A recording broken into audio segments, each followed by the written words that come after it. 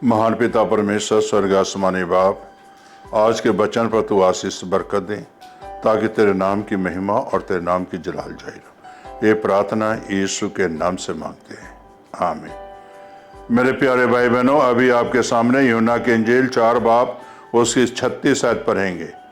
यहाँ इस तरह लिखा है, और काटने वाला मजदूरी पाता है और अनंत जीवन के लिए फल बटोरता है, ताकि बोने वाला और काटने वाला दोनों मिलकर आनंद करें। मेरे प्यारे भाई बहनों, यहाँ इस वचन से क्या सीखते हैं? अनंत जीवन के लिए फल बटोरता है। आपके जीवन में फल होना जरूरी है। अगर आपके जीवन में फल नहीं है तो आप बटोरोगे कहाँ से? अगर आप अपना जीवन में जो है फल समाप्त कर लिए और बीज बोए ही नहीं, तो आपके खत्ते में कहां से फल लगेगा? जब आपके जीवन में यीशु मसीह जी होंगे तो आपके जीवन में फल लगेंगे। वचन होगा तो फल लगेंगे, वचन नहीं है तो फल नहीं है। तो मेरे कहने का मकसद यहां यही है से कई बार आपके जीवन में फल होता है, लेकिन उस फल को जो है शैतान चुरा कर ले जाता है और हम शैतान की बातों को मान लेते हैं, और जो जीवन में फल होता है उसे हम समाप्त कर देते हैं। और उस जीवन में जो है फल अपने जब समाप्त हो जाती है तो आप अपने आप को कंगालपन महसूस करोगे।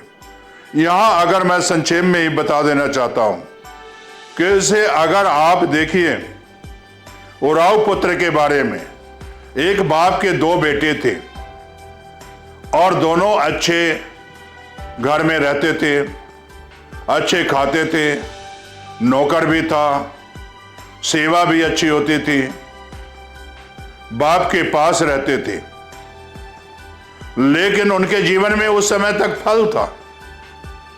लेकिन जब छोटे ने जो है अपने आप को पिता से और भाइयों से जब अलग करना चाहा और बार बार कहता था जो कुछ मेरा है वो मुझे दे दे और मैं दूर देश में जाऊंगा, मैं और संपत्ति कमाऊंगा।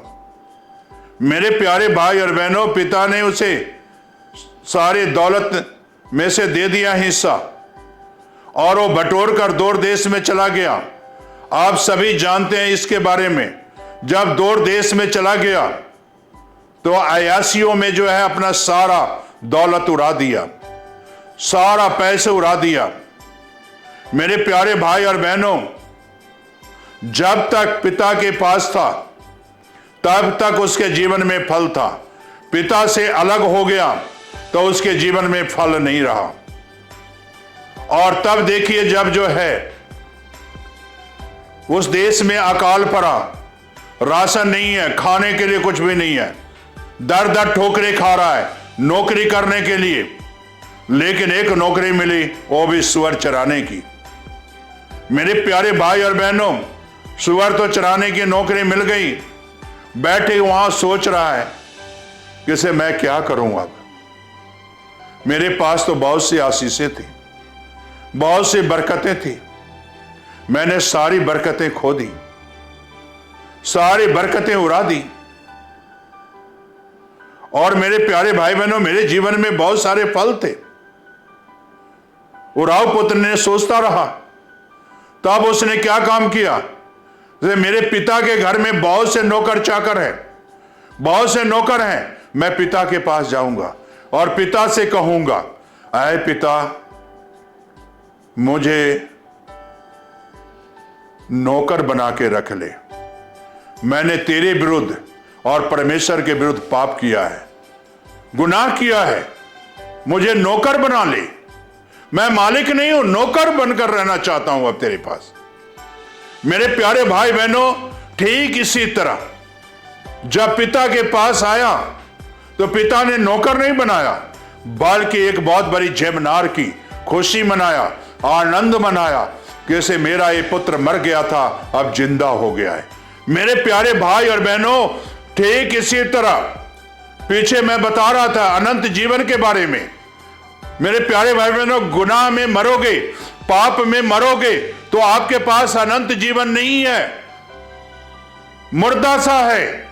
लेकिन जब अपने पाप से तौबा कर लोगे, गुनाह से तौबा कर लोगे, तो आपके पास अनंत जीवन आएगा, हमेशा की जिंदगी आएगा।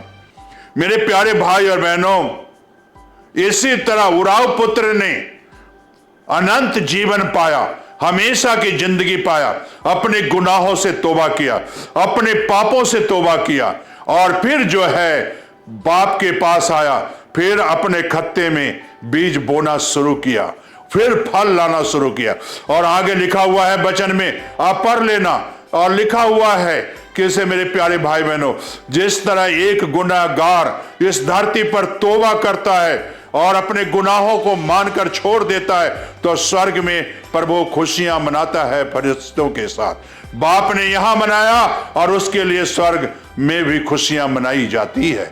मेरे प्यारे भाई बहनों, हमारा परमेश्वर ऐसा परमेश्वर है, जब उसके लिए काम करोगे, उसके लिए अपने खत्ते में बीज बोओगे, अपने जिंदगी में बीज बोओगे, अपने जीवन में जो है लोगों को सुसमाचार सुनाओगे, इस जीवन से सुसमाचार सुनाओगे, अनंत जीवन को बताओगे लोगों को, तो आपको जो है फल इकट्ठा शुरू हो जाएगा और एक दिन कटनी होगा, उस समय में ये फल आपको मिलेगा।